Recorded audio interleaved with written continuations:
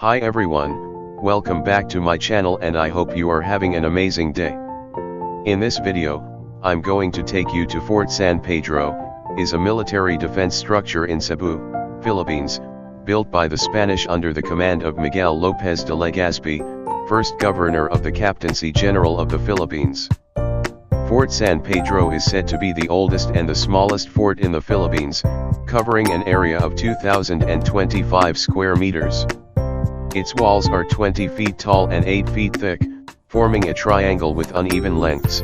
Two sides face the sea and the other the land, where the current entrance gate to the fort is located.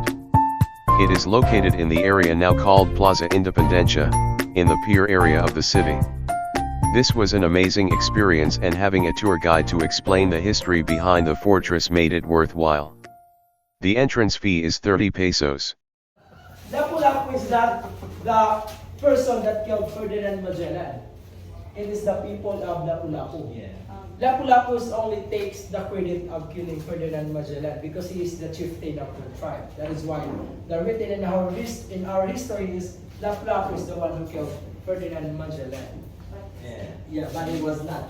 And it is not a machete that killed, hindi po siya pinubutan ng ulo o kung ano man. The weapon that killed Ferdinand Magellan is a single spear before entering Bactan Island. Sibat po yung nakapatay kay Ferdinand Magellan. And this is Lapu-Lapu, not the like realistic face of Lapu-Lapu. Lapu-Lapu is known as a small man and very big person. Hindi po siya masculine. He's not a masculine person. He's like Raja Humabon, yung katawan po niya. This symbolize of this body symbolize of the healthy living person. This is Raja Humabon. Raja Humabon is the chieftain of all region in the Philippines. This line symbolize of what tribes they belong, and this triangular shape, as you can see, this is symbolize of how many people they have killed in battle. This is the wife of Raja Humabon, Hara Humamay. This Santo Niño is a gift of Ferdinand Magellan to her to symbolize the firstborn of Christianity in the Philippines. This is the original, the first Santo Niño, the first baby Jesus Christ that was in the Basilica Church. And that is why we believe in Santo Niño, baby Jesus Christ, because during the arrival of Miguel López de Legazpi, they born the house of Hara Humamay, where the Santo Niño was there. But there's nothing happened between the Santo Niño. The Santo Niño was just like, it was colored black right now. It is because the house where it was located was born. That is what we believe a lot in the expedition of Ferdinand Magellan when they arrived here in the Philippines. And one of the reasons why our country colonized by the Spaniards, because he wrote in his book that why is it Philippines is a very small country and a lot of people are wearing golds, as you can see. That is why the King of Spain ordered Miguel López de Legazpi to colonize our country, to rule the Philippines, because we have plenty of golds and silver. That is one of the reasons. And this is Enrique de Malacca. Enrique de Malacca is the translator of Ferdinand Magellan. He is a slave from Malaysia, as what I've said earlier with the tour. He came from Malaysia, and that is why he gave him a name Enrique, because in Malaysia they have different language. That is why he's the translator, because he can speak a lot of language. One of them is the Filipino language. And Enrique de Malacca, Malacca is a place in Malaysia where he came from. That is why the name of it is Enrique de Malacca. And this is the blood compact. Have you heard of blood compact before? That we cut our wrists together and drink our blood to symbolize of trust and friendship for each other. And this tradition is now still ongoing in Bohol. We have the Sanduguan Festival in Bohol. In Cebu, we have the Sinulog, but in Bohol, they have the Sanduguan Festival. Meron pa po rin yan sa Bohol until now. And ito na po, this is the women back then, that all the women just stay at home. Their husband is the one responsible to work outside. Like, the woman back then is just waiting for their husband to come home. Like, waiting for their husband to cook, to clean the houses. That is the job before of the woman. Right now, there is big difference between the two. We have they say, gender equality. Yes. And this is the woman, same image of Hara Humamay, and the king of Mandaue. The king of this is the boat that of the native Filipino. They call it Caracoa, the native boat of Filipino.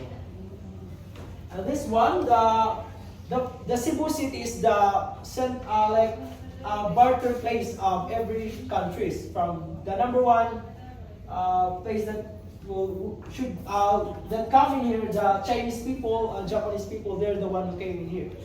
And the meaning of the word Cebu is central of trade. That is the meaning of the word Cebu, central of trade. The past name of Cebu is Zubu, and it becomes Subu, and now it is Cebu. That is the generation name of Cebu City. And this one, maybe you'll ask me something about this.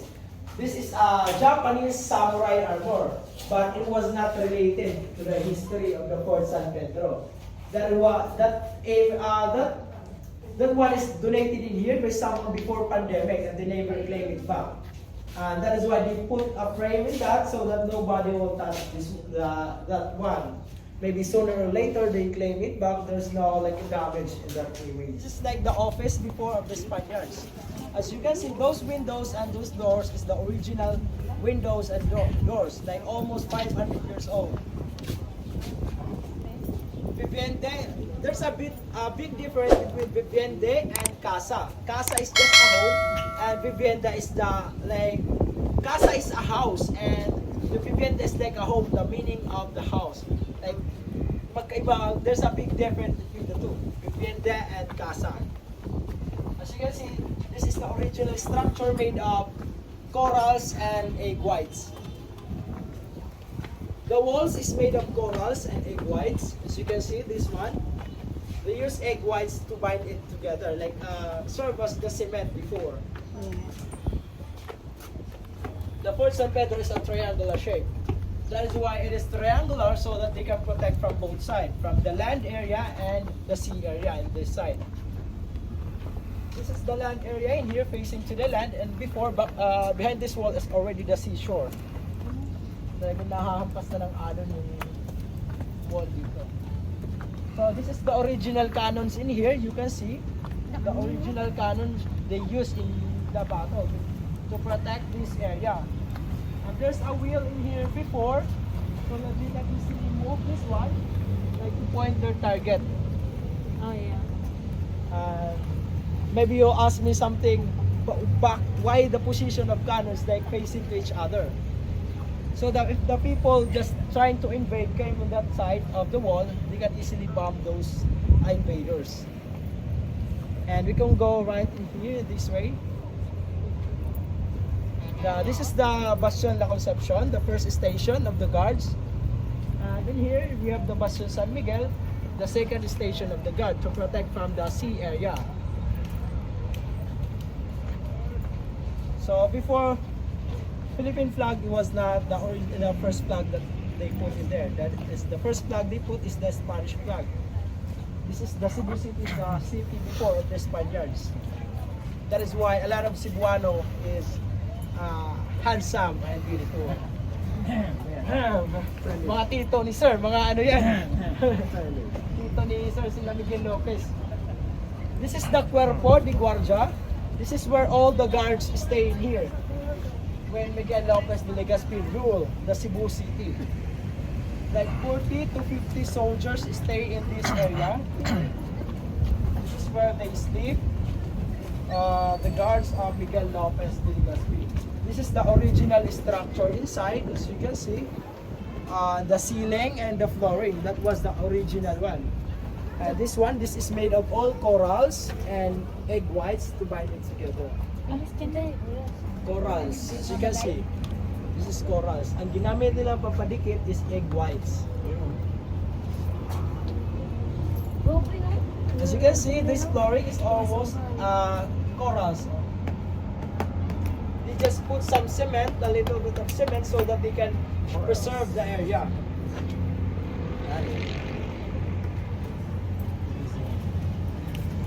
The wall is 8 feet thick wall, so that this wall cannot be easily penetrated by the invaders.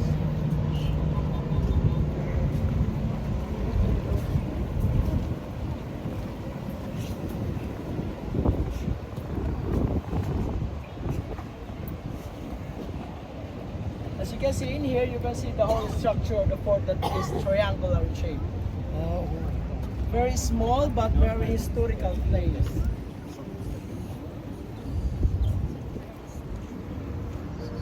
This is where the history of the Spaniards and the Filipino began in this area.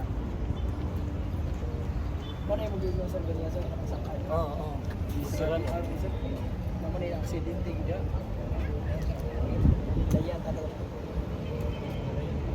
Layan na sa walang mula na pa sa Philippines. Yeah, history. Way before men wore green trousers, yeah? Yeah. This fort was built in 1565 and the finished building is fort in 1700s. That's long. Because the first structure in here was built made of woods and logs, not made of wood or else. And this is the seashore before behind this wall. Like the sea can already hit the wall before. In 1920, dagat pa po yan. It was already seashore. Just reclaimed land. Sa likod. Dilipan na, yun na. Wala pa, dili pa sir. 1920, dagat pa din ako. Nakapahil talaga yung wall. Kapag gani, parang po nabili, no? Ma'am, sa tungod ka, ang gitambakan na nilang dagat. Barko, wala na nagkalakaw. Mas babae, sangit. That is the pier Ono, this, sa likod po ma'am. Going to Bohol. That is the pier Ono.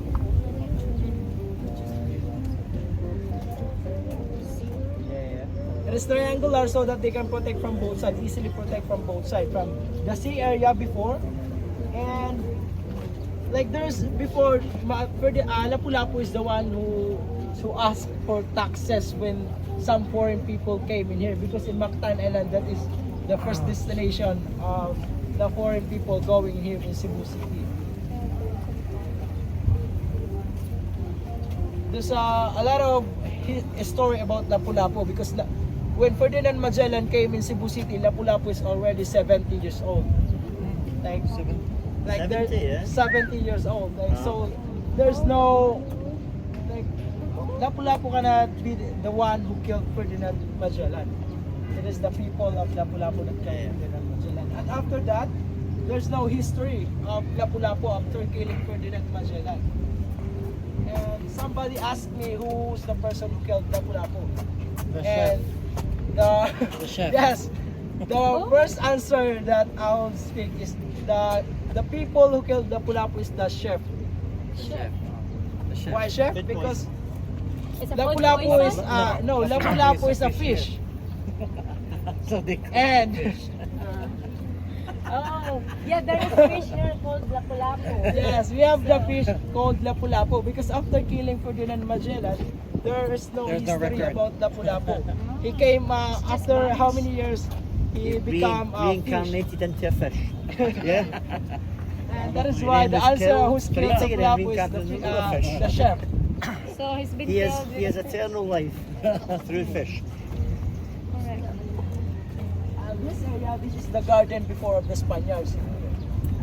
This is where they planted a lot of herbal plants in here and medicinal plants. So that if there is a wounded soldiers or sick soldiers, they can easily treat their wound. Right now, they planted few of the herbal plants so that it will be remembered in here, what is in here in the past. They planted some oregano, calamansi, and also malunggay. Malunggay is very good for your wound to help stop the bleeding. I got something. And oregano also is not just good for pizza and pasta, it's very good for the cup. Your cup. Just need to boil that one. So kung mga turista sa inyo, pakauno ng oregano sir. Sana na, raw good kayo. Kadali na. Mga bumbay na.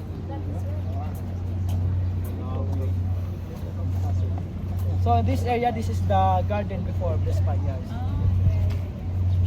You can see we have the oregano, we have the calamansi, malunggay, we have here a medicinal plants.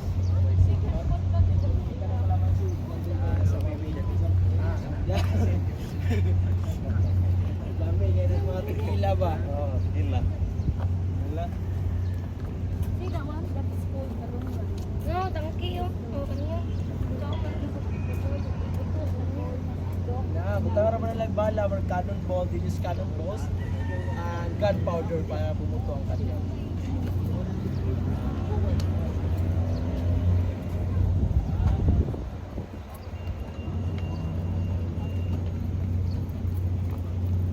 Package na po na yung mga package. And this one, they have the cinnamon. Have you seen cinnamon? The cinnamon tree. That is the cinnamon tree. Nahaw no? Oo, nahaw sa. Last week, naputapon ko yung stay ka ron. Lain na po nga, Juan. Lain na po nga establishment. Pakasay ng Tacloban, balik. Cinnamon. Manay usa one of the reason why Ferdinand Magellan was killed in the Philippines because he is looking for the Spice Island, and that tree, that is one of the spices that Ferdinand Magellan has been looking for, the cinnamon tree.